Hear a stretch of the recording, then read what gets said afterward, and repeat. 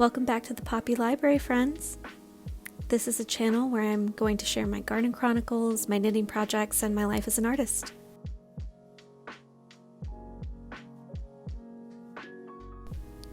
This is some footage of us planting some seedlings for our summer garden. I believe my husband here is planting a tomato plant.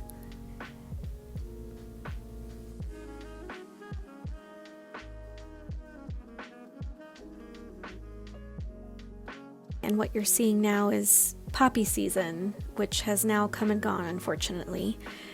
In its prime, while we were planting our summer garden, the garden was just a spectacular escape into poppy land.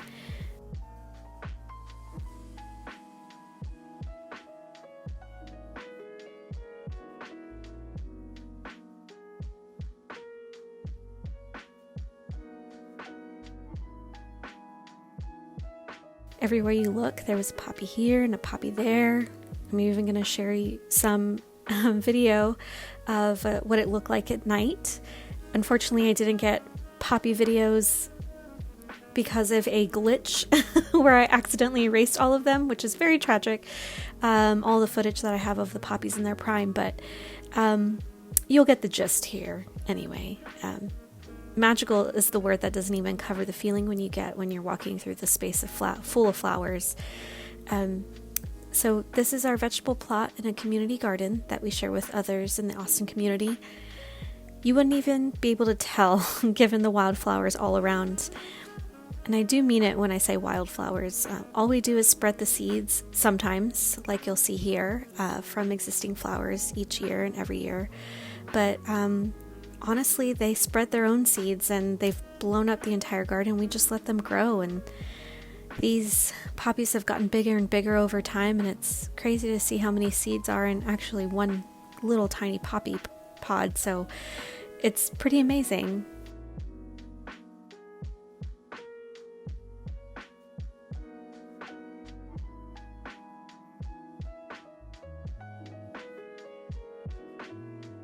These seeds stay dormant all year until the next spring when they germinate on their own at the most perfect time, and obviously I'm a fan. This space is even beautiful when the poppies are no longer flowering and it's just seed pods. Especially at dusk, it really feels like a magical place where fairies hang out, if I were to just say that out loud. I mean, it's fairyland. It is absolute fairyland.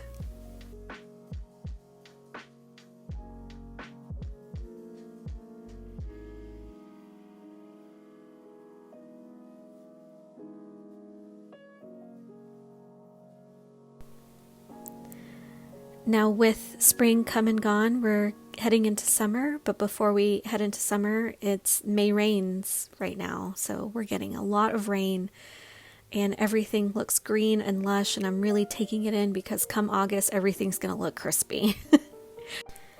And with that, I have some more finished projects to share with you, and we will start with this stunner of a crop top. This is a spring sorrel by Wool and Pine Designs.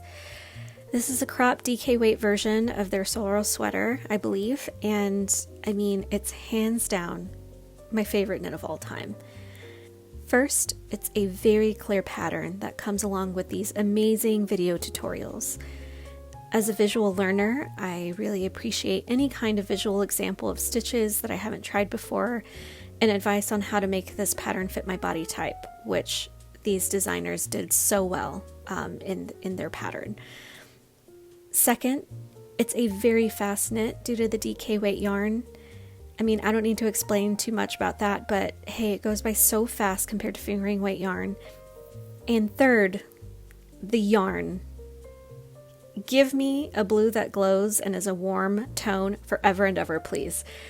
This is my first attempt at alternating skeins as well, and as you saw from my last videos, I don't usually do that, and I need to learn from my mistakes, and so this time I took my own advice, and I would highly recommend doing that, especially if you buy a bright color like this and you notice right away, right out of the package, that some of the skeins are darker than the others. just alternate skeins, and it all looks like it's just comes from the same dye lot. I don't know what I've been doing. Definitely a recommendation. Do what you will. I've just learned from very traumatic experiences that probably best to alternate skeins just to make sure it looks seamless, especially with color transitions from going from skein to skein. And I could knit with this yarn forever. It's 50-50 merino wool and baby alpaca. It's soft, it's luscious.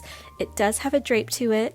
You can't tell because I knit this really small, so that it's very, very form-fitting. And it's very soft and it's not itchy at all. Second finished object is this wonderful beret that I made for a dear friend of mine that is making a very big move to Canada. I wanted to make a few solid staple pieces that she would go out and wear, and it could be more of a fashion piece on those, colder days that she's not used to. So this pattern is the Best Beret, and it's by James Watts, and I was worried that my gauge would be off, but he explained how to get gauge so well, and I just trusted the process, and it worked out very well. I did opt out for the I-cord at the top of the hat that you can see pictured on the pattern because I just wasn't sure how my friend would feel about it.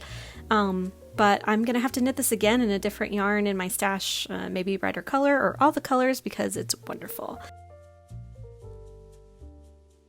I don't know, this beret makes me feel great. I mean, obviously, look at me, I look like a model, so hey. Some of you may know that I'm a monogamous knitter, which means that I knit one thing at a time, just so that I don't get distracted, but honestly I'm about to break that rule so that I can knit some more of these fabulous patterns that have been coming out recently. But for now, this is going to be the first thing that I put on the moment that it gets cold again, and I can't wait to finish this. This is the Talvinen by Caitlin Hunter, and what drew me to this pattern was the bird motif at the top of the neckline and the puff sleeves. It's something that I don't have in my wardrobe that I really wanted. And it's also not tight fitting, and as I figured out this past winter, I tend to wear more looser fitting clothes in the winter time to help with layering. And I haven't done color work in a while, and this is a wonderful pattern to do color work.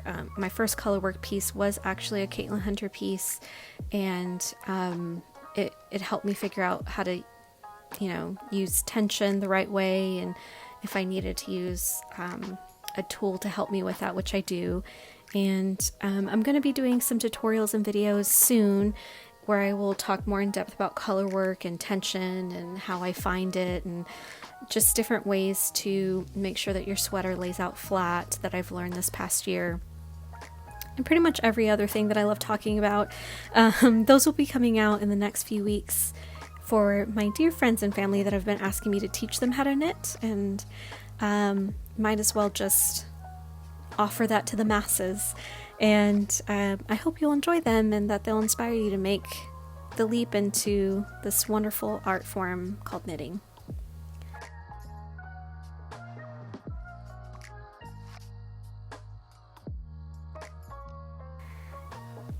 As far as life goes, I've been working really hard on my artwork, and I've been working with glass recently, which is kind of funny because rather than my hands being sore from knitting, now they're all cut up from glasswork.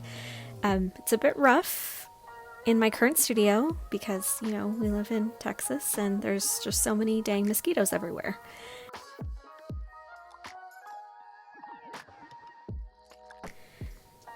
I really hope you guys are enjoying these videos. There's really no dedicated format to this. I'm just using this as a creative outlet for me to tell my story of what's going on in my life and my journey as an artist. I'm really excited about this glasswork journey.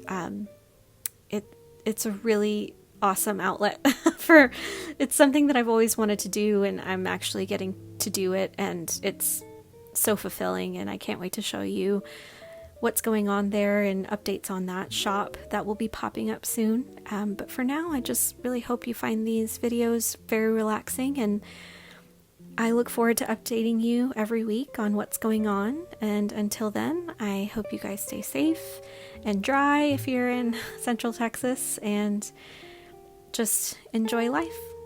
Until then, see you later.